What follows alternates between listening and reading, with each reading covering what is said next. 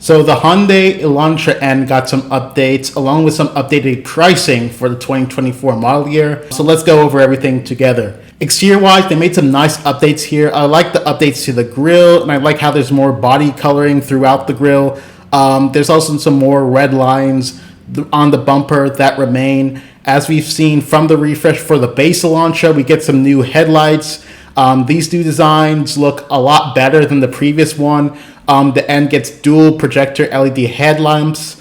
Also, if we move to the side, we get some redesigned 19-inch forged alloy wheels wrapped in Michelin Pilot Sport 4S summer tires. These have a nice design to them, and they shave off 33 pounds of unsprung weight, which is a huge difference.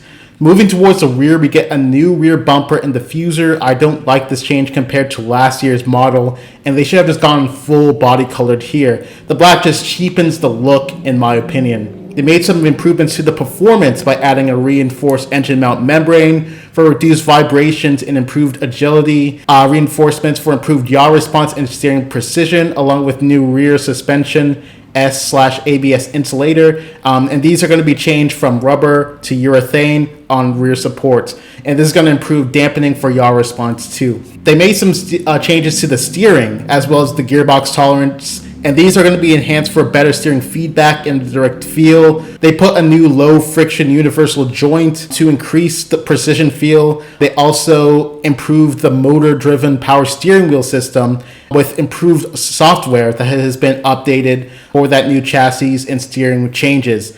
Front and rear tire pressures have also been increased to compensate for higher front axle loads while maintaining ride and handling balance.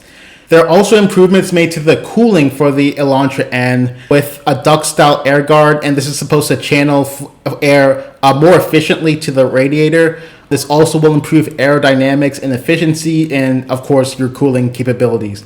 There's also a new front bumper air guide that also helps braking performance by routing the air directly over to the braking system to improve heat dissipation.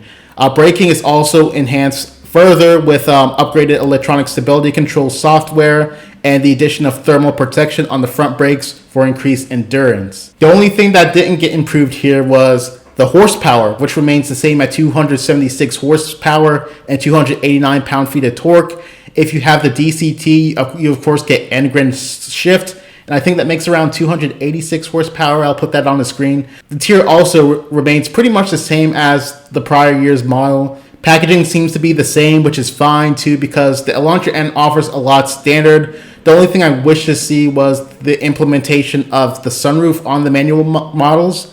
Pricing for the Elantra N starts at $34,850 for the manual trim. This is an $835 upcharge compared to the 2023 model, and that's about a 2.5% change.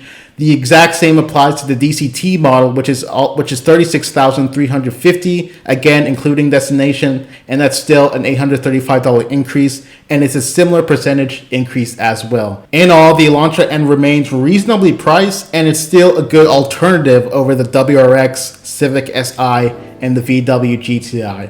So tell me, what do you think about this news down below in the comment section, which is right below the like button, and I'll see you guys in the next one.